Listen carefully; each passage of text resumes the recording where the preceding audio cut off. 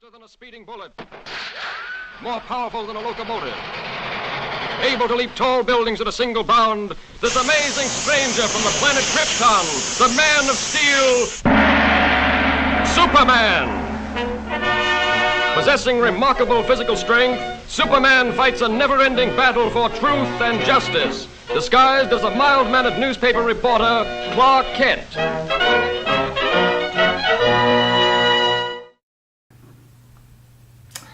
From my side, thank you for showing interest in becoming a mentor in Huis Kerkenberg.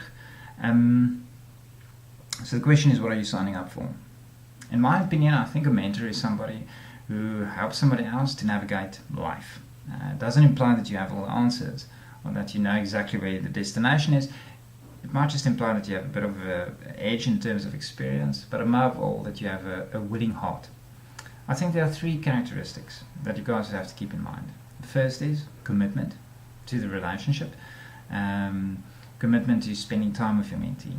The second is intentionality.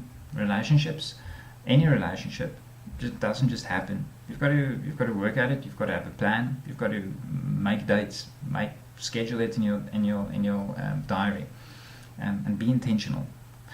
And the third thing is compassion. Remembering that whoever you're helping out is just like you. They face the same issues that you faced, and maybe you're still facing, navigating life, studies, relationships, being far away from home. Remember also, when we talk about mentors and newcomers, we always think first year. But there's a whole group of students who aren't 18 or 19-year-olds, but are also new to our campus. Occupational Therapy 2, Speech Therapy 3, and then there's also a group of students who come here who already have a degree and then come as academic first years. This is a group of students that we would like to try and be more active in helping in the future. So we're looking at expanding the mentoring program to also include some of these groups because they need just as much help and they have exactly the same questions. I think the biggest exciting and adventurous part about being a mentor is the very real chance and possibility that you might meet really interesting and really great people, and in the process make some great friendships. So I hope you guys are up for it. Hello Sarah, so nice to spend some time with you. Why did you decide to become a mentor? I was one of the few students who got in late for medicine, and I was for orientation week, I was in Arena on main campus. And my mentor from there, her name is Jeanette, meant quite a lot to me because she still invested time in me when I was not in Arena anymore and was, say for instance, already 3 months here on Tygerberg campus. We spent time together when I went back to Stellenbosch to just meet and drink some coffee. I wanted to be a mentor because a lot of people live far away from Res, and I just want to be a mother figure, or just a friend even, so they can come to when they are stressed, when they need a hug, when they need a cup of tea, when they need a laugh. And I believe that giving some of yourself to other people is way more than what you can get from the money and everything. You get way more from sharing your experience with them, and also you learn a lot from them as well. Nou weet ek nou wat om te sê nie, maar daai het klaar.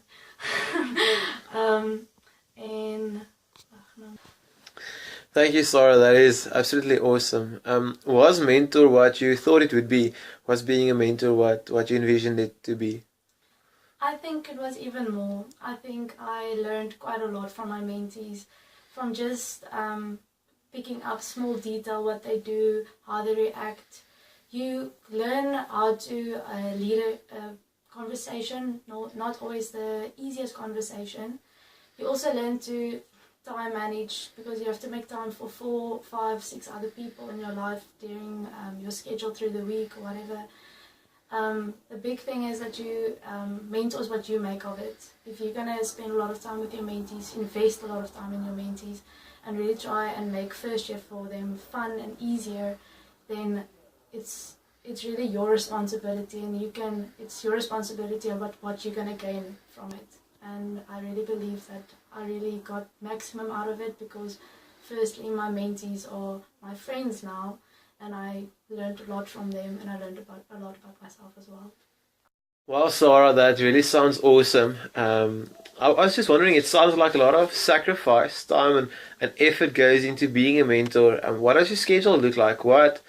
How much time do you spend with your mentees? What do you think is the minimum amount of time per week or per month that one should spend with your mentees?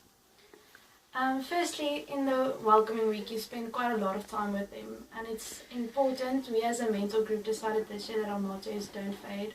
So after welcoming week, we have a lot of responsibilities with them. You tend to fade because you go back, you're busy with your academics and whatever. But I think it's important, say for instance in the beginning when you're still getting to know each other, to see each other at least once in 2 weeks. I know that you're busy and whatever, but just if you're walking back from class, maybe you catch them on their way back to res, or sometimes just inviting them over for tea, sitting in the quad drinking some tea. I really believe the minimum time depends on who your mentees is. If you have very mature mentees, then it's easier to let them out of the nest. But other people are a bit more insecure or not sure about, say, for instance, how to study for PATH or for life forms or for health and context. And they need this guidance, and especially I believe before tests, before exams, you have to really make time and see them, even if it's just going to their room, giving them a Kit Kat, giving them a hug, or just sending a WhatsApp asking them if they're fine. But I believe the minimum time depends on who your mentee is, and for me personally, I would love to see my mentees every week, but that's unrealistic because we're all busy, they're busy. And I believe that it's what you also make of it, is what I said in the previous question as well. And I believe that the more time you spend with them, the easier it will be to have certain conversations and talk about certain things and to build a relationship with them. Hi guys, this is Tessa, and I was a mentor for the year 2017, and I had a great time, guys. And I just want to say to those who are applying, you guys are going to do amazing, and I wish you the best of luck. So I just want to talk about two things. Basically, what I did this year as a mentor, that if I would be a mentor again, I would continue doing. And basically, that's just preparation. It's really simple, but it's so important because I think a bunch of people can get together and have a conversation and leave and forget about it. But as a mentor, you really want to focus on your mentees and their wellness, and you always want to remind them to think about their wellness. So having structure to your conversation doesn't just happen, and that's where preparation comes in. You have to think about where you want this conversation to go and know your mentees, know who's sporty, who's not really into that thing, so you can like speak to them, you know, and maybe use events like Haze Dance and say, I saw you there and you went there, you know, make it personal, and that can only happen with preparation. So that's something that really helped me to make sure that the conversation did what it was supposed to do. The second thing is something that I didn't find time to do as a mentor this year, and there's a few things, but one of the things that I really would have liked to have done is more one-on-ones, and I think that's really important because you can really make personal bonds with your mentees that makes your group.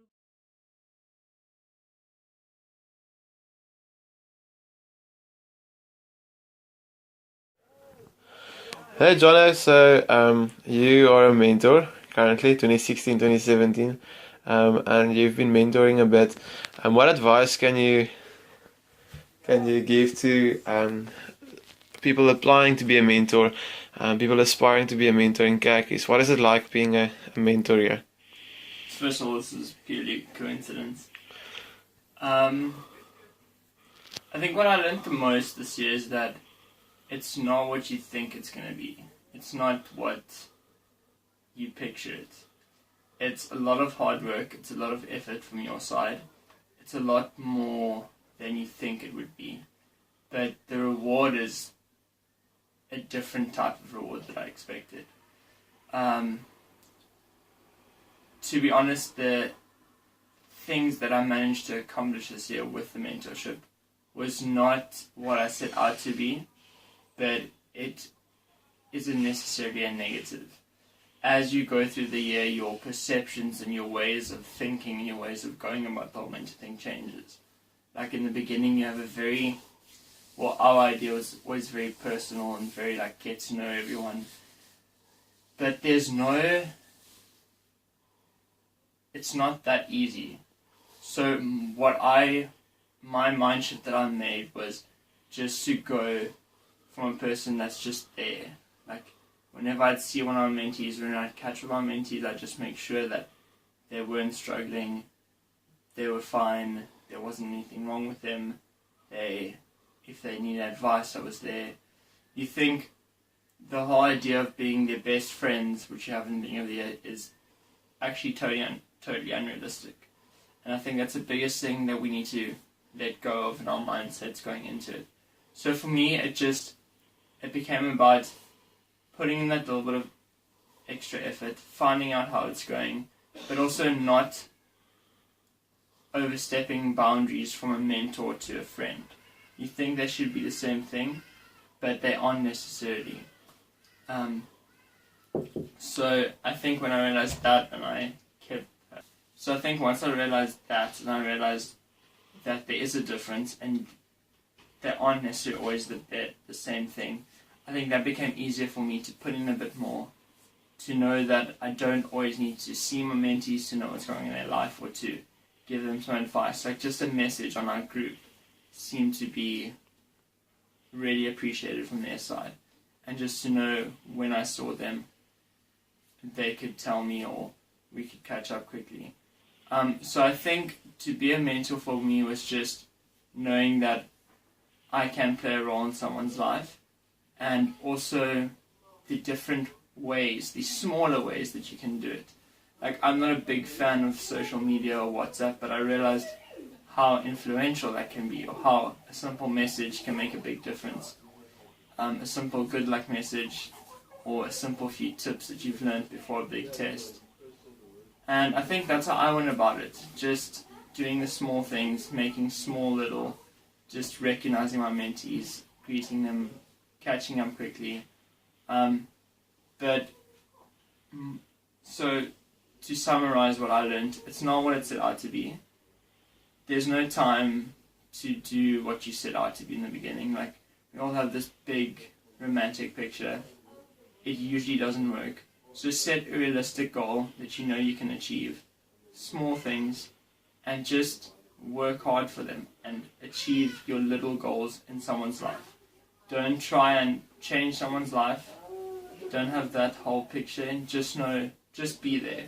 That if anyone needs your advice, you're there for them. And yeah, I think that's the main thing that I learned. Thanks, Johnny.